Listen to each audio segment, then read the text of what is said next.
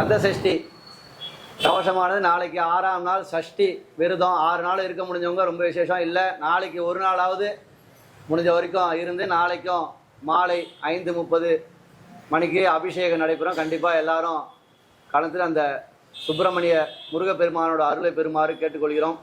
எப்படின்னா சூரனை சம்காரம் செய்து அவர் தர்மத்தை நிலைநாட்டுகிறார். தர்மம் அப்படின்னு சொல்லக்கூடிய நம்ம தான தர்மம் பண்ணுறார். நம்ம தர்ம நெறியில் டெய்லி நித்தியபடி இந்த கோயிலுக்கு வர்றது, குடும்ப நெறியில் ஈடுபடுறது, அந்த மாதிரி அதெல்லாம் தர்ம காரியங்கள். அந்த தர்ம காரியங்களை அசுரனை வதம் செய்து நாளைக்கு சூர சம்ஹாரம் எல்லாருக்கும் தெரிஞ்சது. அது திருச்செந்தூரில் நடைபெறும். நம்ம கோயிலில் அடுத்தது செவ்வாய்க்கிழமை மாலை 4:30 மணிக்கு திருக்கல்யாணமானது வைபவமானது நடைபெறும்.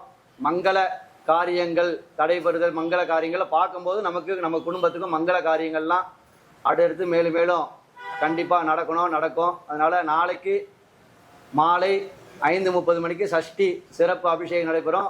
அடுத்த நாள் திருக்கல்யாணம் செவ்வாய்க்கிழமை 28 காலை 9:30 மணிக்கு கல்யாண சிறப்பு அபிஷேகமானது சுப்பிரமணியருக்கு நடைபெறும். அதைத் தொடர்ந்து மாலை 4:30 மணி முதல் திருக்கல்யாணம் நடைபெறும். கண்டிப்பாக எல்லாரும் கலந்துக்கோங்க. அதை பாருங்கள். உபயோகம் கொடுக்குறவங்க கொடுக்கலாம், அபிஷேகத்துக்கு கொடுக்கலாம்.